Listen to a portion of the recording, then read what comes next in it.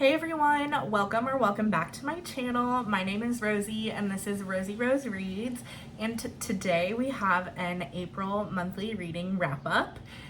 This is my first reading wrap up since I have started this channel, and I have to be honest, I have been looking forward to it. I love watching monthly reading wrap up videos from fellow booktubers here, so I've been really excited to do my first one and to talk to you about some of the really great books I read this month. So I read 14 books in the month of April, and I DNF'd 2, and I will be chatting about those briefly as well. Yeah, so if you're new here, make sure you subscribe so you don't miss any future videos, and let's jump into it. The first book that I read was The Rules and Regulations for Moderating Myth and Magic by F.T. Lukens, and this book was recommended to me during the Trans Rights Readathon during March, and I started it in March, but I didn't finish it in time in that week time that the Trans Rights Readathon was going on. But I ended up giving this one 4 stars, and this follows Bridger, who is a senior in high school and wants a job so he can save up some money to pay for college, and he starts working for a man named Pavel as his assistant, and Pavel is a little bit mysterious and Bridger's not really sure what he's doing. So when things start to occur that seem a little suspicious, Bridger comes to learn that Pavel is a moderator for myths and magic that coexist in the human world, and serves as a moderator to kind of keep those two worlds separate and keep everybody safe.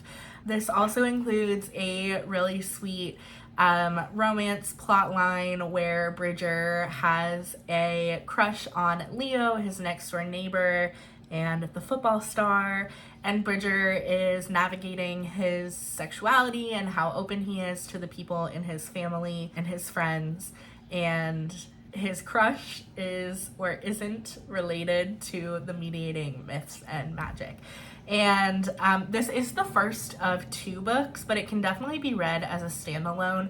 It wraps up really nicely. I see where the author could pick up for a second book, but currently it wraps up really nicely if you do just want to read it as a standalone. The next book I read is Before I Let Go by Kennedy Ryan, and this was my first Kennedy Ryan book, and I'm so excited to read more books by her. Her writing was so beautiful.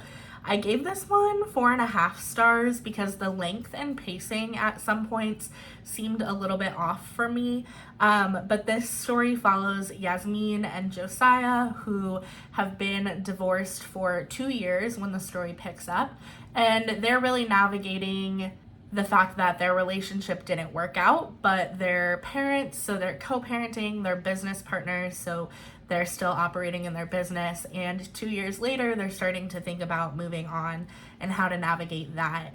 And it's a story that is about mental health and therapy and grief. It has a really, really powerful mental health representation and conversations, while also being intriguing, and you want to read about Yasmin and Josiah. So it was really good. I would highly recommend it, but it is longer than your standard kind of romance novel, so just know that.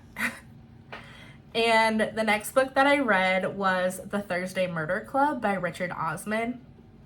And if you don't know about this book, it's the first in a trilogy so far, and it follows a group of retired senior citizens who live in a retirement home in a village in England. And it is so cozy, it is so cute. This group of elderly people get together on Thursdays and call themselves the Thursday Murder Club because they solve cold case murders. So when a murder takes place in relation to the retirement home that they're at, the retirement community, they come together to solve it and work with the police, work outside of the police, and it's so funny, it's so wholesome. It got a little bit deeper than I expected it to get, some of the conversations that were going on in it, but it was really great, and I actually enjoyed reading this one so much. And my grandma loves cozy mysteries, and I just knew that this type of humor was going to be her type of humor too. So I ordered her a book from a used bookstore that's local to her, and she read it as well and really enjoyed it. The next book that I read was Daisy Jones and the Six by Taylor Jenkins Reid, and if you don't know, this is one of my all-time favorite books. I did read the audio version of this. It is the only way I recommend people consume this story and experience it. I think it was written to be an audiobook. It's just phenomenal. And it's a full cast audiobook. I'll probably at some point do a whole video on Daisy Jones and the Six. If you would like that, let me know in the comments, because if I talk about everything that I love about it, this video would take forever. But my husband and I did a listen through after we watched the show. I did a listen before the show started because I knew the show was gonna like change my perception of it for better or for worse. I didn't know, but I knew it was going to change. So I wanted to read it, experience it again before the show, and then wanted to experience it after the show, and my husband also wanted to read it. So we did a read through of that, and I just absolutely love that book. Then I listened to the audio version of NIMONA by N.D. Stevenson. And NIMONA is actually a graphic novel, and there was an audiobook version of it. So it was short, the audiobook, it was like 2 hours. And I had never listened to a graphic novel in audio format. It was really unique. It was not only like a full cast audio production, but it also had sound effects and like kind of background sounds. I forget what the word for that is. But it was so unique. Like, I did feel like the graphic novel aspect of it came through in the audio format. And if you don't know, N.D. Stevenson is the creator of She-Ra and the Princesses of Power, if you've watched that on Netflix or heard about it. So if you're a fan of She-Ra, which I was, this felt like very similar. I think some of the voice actors might have been the same. Like, I definitely, after listening to the audio version, knew, okay, this makes sense. And I've since seen the graphic novel at a bookstore and like flipped through it, and the art style is pretty similar to She-Ra. It was just really enjoyable. It follows Nimona, who is a shapeshifter who joins a villain, and Nimona wants to be a villain. And it kind of goes through like fluidity of identity. I think this one was also recommended as part of the Trans Rights Readathon. And I highly recommend it, whether you pick up the graphic novel or you listen to the audio version for a really interesting and unique experience. I definitely recommend it. Also, I think I saw when I was doing research for this video that Nimona is coming out as a Netflix adaptation, I think a movie, not a show, in 2023. So I will be looking forward to that, and I will definitely be watching that. Next up, we have what was my favorite book of the month, and that is Abby Jimenez's Yours Truly. This actually was a reread for me. I did receive an ARC of this last September, October, and I absolutely loved it when I read it the first time. It was actually my favorite book of 2022. I just fell in love with this story so much, and it really resonated with me while I was reading it. The point of my life that I was at, I just felt like I needed this story. It is it is in the universe of Part of Your World, so we see some characters from Part of Your World reoccur here, but it can definitely be read as a standalone if you would like. This follows Bree and Jacob. They are both doctors working in an emergency room, and they end up fake dating for various reasons. It also has really important anxiety and panic attack representation. It came out in April, and I did a reread, so I was it was fresh in my head, so I could be chatting about it with people who were reading it for the first time, and I just absolutely loved it again. Yeah, it's phenomenal. I will never not recommend this book. It does have tropes that a lot of people don't like in their romance books, but I think Abby Jimenez just is such a phenomenal writer, and these characters are so strong that when these tropes show up, for me, it didn't bother me. I know other people it did bother them, but I think the book is just so well done that some of these tropes, like, even if you're not a fan of the trope per se, it's okay because the book is phenomenal. So please read it. Please read Part of Your World by Abby Jimenez. Please read Abby Jimenez's other books because they're so wonderful and I love them. Next, we have The Last Graduate by Naomi Novik, and this was book 2 in the Scholomance trilogy. All 3 books are out now. I listened to the audio version. I listened to the audio version for book 1 as well, and I loved the narrator, so I picked up the audio version as well for the second time. Normally, I don't have a preference between audio or like ebook or print. I kind of consume them both in the same way. They both process in my brain the same way. For liking the narrator, these are books I wish I had read in print, and I only picked up the audio because that was what came through on Libby first. I gave this book 3.5 stars. I love Elle, our main character, and I love Orion, and I love kind of how oblivious they are and just like in their own space and trying to figure out things on their own. I just like laugh so much at them and with them, and I really enjoy those 2 characters. I gave this book a 3.5 star because for a second book in a series, I felt like it was so focused on world building, but the world hadn't changed from the first book. Like, they were still in the Scholomance, which is a magical school. They were still fighting Mauls, which are the bad things. And it didn't feel like there was enough plot line growth for there to be so much world building, because we got all that world building in the first book. We didn't need it again in the second book. However, I am really excited for the third book because I think there's going to be some world expansion where it would be appropriate for the world building to come into play. So I'm really interested to see how Naomi Novik wraps it up. This is one of my friend's favorite series and I trust her recommendations, so I am sticking with it, and we'll see how the third book wraps up when it comes through on my Libby.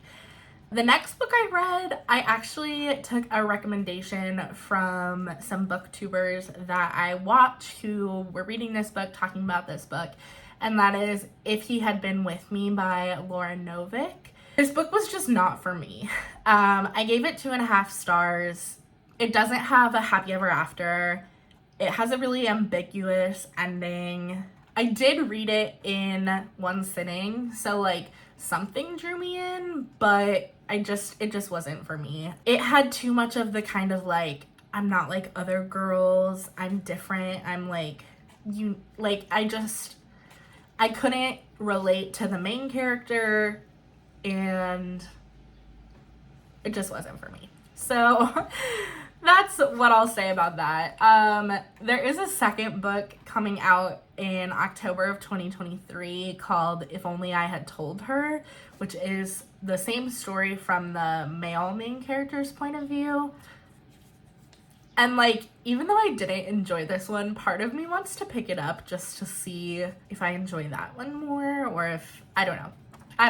We'll see if I pick it up. But if you're a fan of it, more power to you, and I'm excited for you because the second book is coming out, which you're probably excited about.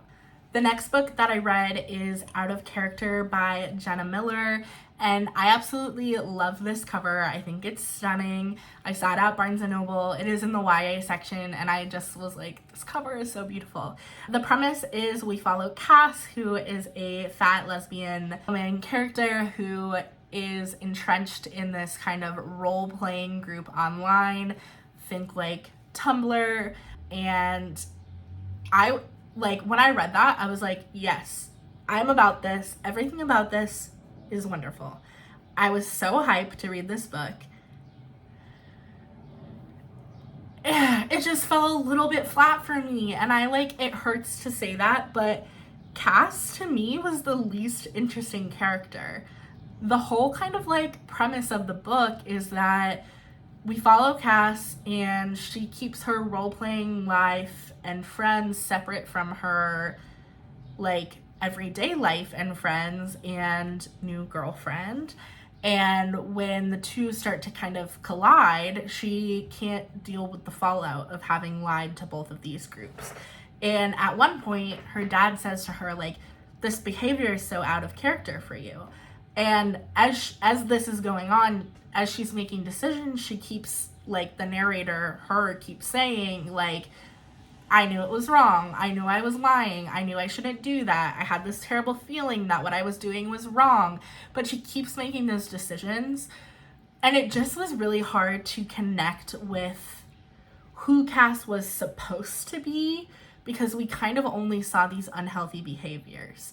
I do think, like, the representation of having a teenager who's making choices that they know is wrong but doesn't know how to break the pattern is really important, and will maybe speak to somebody who picks up this book who is a YA reader. As an adult reading it, I just couldn't get into it. I couldn't connect with Cass because she was aware that she was making these choices but wasn't actively doing anything to try and change them, which I think might just be a difference between a 17-year-old in high school and a mid-20s adult reading the book. I really enjoyed the other characters in this book. I thought the other characters were great and I was, like, super into their stories, but Cass, our main character, I just couldn't get into, so that was a bummer. I did give it a 3 stars. For the 10th book that I read in April, I read Stone Blind by Natalie Haynes, and I read this one with my ears as well. It was narrated by the author, which I'm a huge fan of. I'm, like, really glad that I picked up the audio version because I think it was more intriguing. I think if I was reading the print version, I would have gotten a little bit bored, but the narrator, the author, Natalie Haynes, like, kept it really intriguing in the audio version. I gave this one a 3.5 stars out of 5. I did learn more about the myths, but, like, it wasn't revolutionary, it wasn't life-changing. For having a giant picture of Medusa on the cover, which I love the cover, I think it's beautiful. It was about Medusa, but there were so many other characters and, like, other myths that Natalie Haynes had to set up so that we understood the Medusa myth, that Medusa didn't feel like the most prominent character. I would say, like, Perseus was the most prominent character, or Athene, which is Athena, but they call her Athene in the book. Yeah, I really enjoyed Greek myths. Like, I love Percy Jackson. I always want to learn more about Greek mythology, but I haven't been a huge fan of some of the retellings, even though I really wanted to be. So, yeah, I don't know. It might be a genre that's just not for me. I then read Bloodmarked by Tracy Deonn, which is the second book in the Legendborn cycle. Tracy Deonn is calling it a cycle instead of a series. I read Legendborn last month and I really, really enjoyed it. I talked about it in my top 10 of the year so far video. So I was excited to read Bloodmarked. And I did really enjoy this one as well. I gave it 4 stars because there were so many characters that were introduced. I was having a really hard time following, like, which character, besides our, like, main characters, like the supporting characters, which character was which, like, what powers they had. If you're not familiar with Legendborn as a whole, it's based off of Arthurian myths, so King Arthur and the Knights of the Round Table, and it, like, kind of takes that and turns it on its head, but a lot of the supporting characters are linked to one of the original knights and, like, their powers and things. So as someone who wasn't super familiar with the Knights of the Round Table, I, like, had a hard time with that in the first book, and then in the second book I had a hard time keeping track of all of the characters and how they were related to one another or to the main characters. However, I love the main characters, and, like, the plot was super intriguing. It is a long book, but basically I was on the edge of my seat the whole time, so I would highly, highly recommend this. I did listen to the audio versions and I loved them, and I'm really interested. A friend of mine who is much more familiar with King Arthur and the Knights of the Round Table, is reading it right now, reading the series, and I can't wait to discuss them with her because I want to see like how we think of things differently based off of what we know about the original myth. Okay, on to book 12, which was an audio reread of Heir of Fire, which is the third book in the Throne of Glass series, or fourth, depending on how you read it. I think of them as like Throne of Glass, Crown of Midnight, Heir of Fire is like 1, 2, 3, even though I read them as Throne of Glass, Crown of Midnight, Assassin's Blade, Heir of Fire, so technically like 4 if you're including the prequel. My husband and I are doing a audio listen through of all the Sarah J Maas books. It's his first time experiencing them, it's my first time rereading them, and we made our way through Heir of Fire. This one falls somewhere between like a 3 and a 3.5 star for me. It's really slow in the beginning. It's a big book. It's nowhere near her biggest, but like the last 200 pages are super action-packed and plot-packed for setting up the rest of the series. And yeah, so that's kind of it for that book. We will make our way to the next one. Okay, what's next? Next, book 13 of the month was Happy Place by Emily Henry. If you are anywhere on like book social media, you'll have seen this book. You'll probably have watched a booktube video or seen Instagram posts or seen it on Book Talk. This book is everywhere. It is the book of the moment. The only Emily Henry book that I have in print is a paperback copy of Book Lovers. So I was going to wait for Happy Place to release on paperback, and I picked up the audio version, which is narrated by Julia Whalen, who I absolutely love. I adore her audio narration, so anything narrated by her is like an automatic read for me. I picked up the audio version the day that it was released and listened to it. I picked up the hardback version because this was signed. My independent bookstore crawl vlog will be coming later this week, so I picked up the signed copy then. But about the book. It was an easy 5-star read for me. Absolutely 5 stars. I really, really, really enjoyed it. It does not beat out Book Lovers for me. I'm a Book Lovers girly. I love Book Lovers. I think the banter is just top notch. I think the romance is top notch. I love Book Lovers. I love Charlie Lastra. I love Book Lovers. So Happy Place didn't beat out Book Lovers. However, it did introduce me to my new favorite Emily Henry female main character, which was Harriet. I loved Harriet. I resonated with Harriet in so many ways. I'd seen a bunch of people saying that if you're like a Swiftie, a Taylor Swift fan, Happy Place is for the Mirrorball girlies.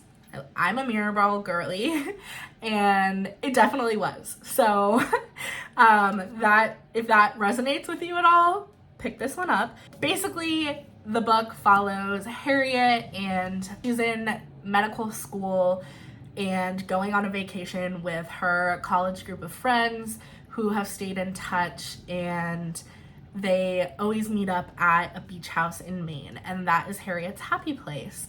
And Harriet and her long-term boyfriend, Wynn, or fiance actually, Wynn, broke up 5 months ago, but when Wynn shows up at the friend vacation, they have to pretend that they're still together because they haven't told any of their friends that they broke up. So it is a second chance romance book. I am a second chance romance girly. I love second chance romance. Something about it like always feels like a gut punch. I like love the emotion that is wrapped up in second chance romances. So I was really excited for that. But basically, like, not only is it a second chance romance, but it's also about Harriet realizing like whose expectations is she living for, and like what are her actual goals in life versus what she's just been told should be her goals.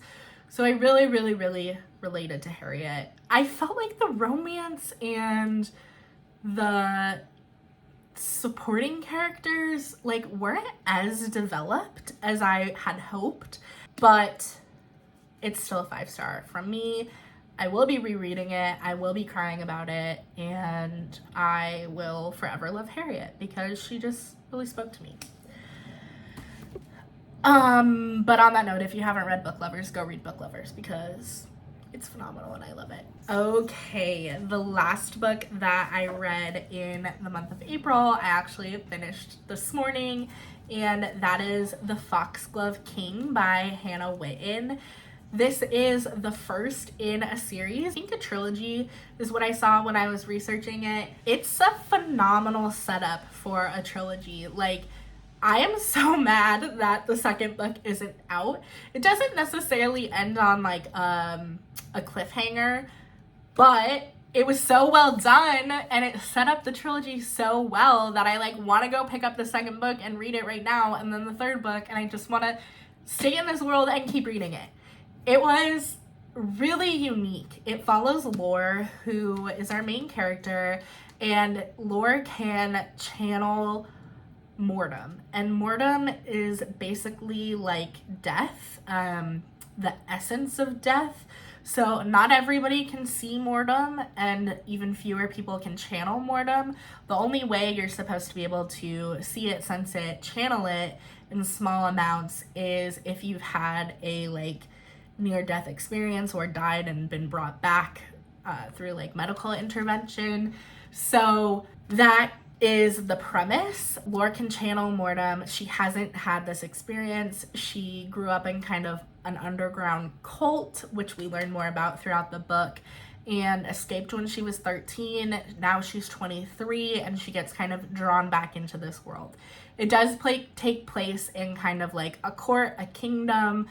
She gets drawn into the royal life. The religious aspects of this book are like pretty coded for Catholicism. At certain points reading it, the characters felt super coded for Selena, Dorian, and Kale from Throne of Glass, like physical characteristics, kind of mannerism, kind of plot point. A girl who grew up not royal is brought into this royal life and is set up as a spy and blah, blah, blah, blah, blah. However, it was so enjoyable. Like, I really enjoyed it. I did think the Mortem and then Spiritum, which is the essence of life, kind of magic system was really unique. Some of the larger plot points were predictable, but the like how did we get to those larger plot points was not predictable, so that definitely kept me intrigued. And like enjoyment aspect of this book for me was a 5-star. Actual rating, I gave it a 4-star because, like I said, some of the writing was predictable, but really fantastic first book of a trilogy that I cannot wait to read. So if any of what I just said sounds interesting, pick up The Foxglove King by Hannah Whitten. On a side note, I know she has 2 other books, Or the Wolves, something like that. I haven't read those. Some of the reviews that I read for this said like this was her better writing. They didn't enjoy her first 2 books, but they enjoyed this. So if you did enjoy that, hopefully you'll enjoy this. If you didn't enjoy those, maybe you'll enjoy this. I really enjoyed this. Okay, so those were the 14 books that I read in April. I did DNF 2 books. The first was Scorched Grace by Margot Dewey, and this one had a really unique premise. It was a queer nun who kind of had a like riveting backstory. She was like super tattooed and smoked cigarettes and like not what you would expect from a nun, and stumbled upon a like murder, arson case and was gonna solve it. I DNF'd it at 15%. I just couldn't get into it. It felt like the whole 15% was explaining like she's not like other nuns, which you would get just from looking at the cover, and you would get the first time around. So I just couldn't get into it because I couldn't get past that. It might have just not been for me. The other book that I DNF'd this month was The Monsters We Defy by Leslie Penelope. I was so bummed that I was 20% into this book and was just not feeling it. It follows our main character in 1920s Black Washington, D.C., and she can talk to the dead, and she also has to come together with a group to do a heist. I'm not a huge fan of heist books, but I was trying to throw myself into the like Black DC in the 20s and like the historically accurate community that was built by LESLYE Penelope, who I believe is local to DC. So I was really bummed that I couldn't get into this. I do want to come back to this book. I think I might be able to get into an audio version of it more for some reason. So I put the audio version on hold on my Libby app, and I definitely am gonna try again once that comes through, because like everything about it was great. The premise was unique. The writing was really well done. I just, for some reason, couldn't get into it. I did hit kind of a like slump. It wasn't really a slump. I was still reading. I was still consuming books, but I like wasn't really into any of them during the like mid of the month. I just like couldn't get into them. So that was when during the middle of the month was when I DNF'd these 2 books, and also when I kind of had some at my like 3.5, 2.5, 3-star books. I just like couldn't find one that really sparked me until really I got to Happy Place and The Foxglove King. So, which is great because now leading into May, I'm like super excited to be reading again because I had those 2 really positive experiences at the end of April. So hopefully May is a good reading month. I am looking forward to it. I haven't decided if I'm gonna do a like May TBR hopefuls video. I'm a super duper mood reader, so I don't find it helpful to like set monthly TBRs.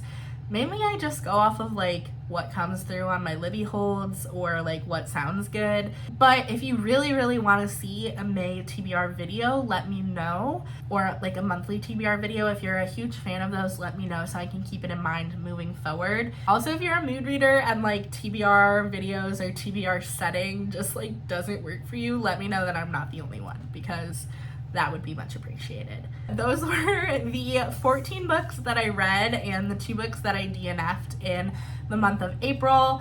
And I hope you liked this video, this monthly reading wrap up. I really enjoyed chatting about these books. Let me know in the comments if you've read any of them. Go follow me on Instagram at RosieRoseReads. I do book reviews on there as well, so you can always come chat about a book in the comments of those posts or DM me. I love talking about these books. If you enjoyed this video, be sure to give it a like and subscribe if you aren't already. And until we meet again, I hope you have a 5-star read. Bye.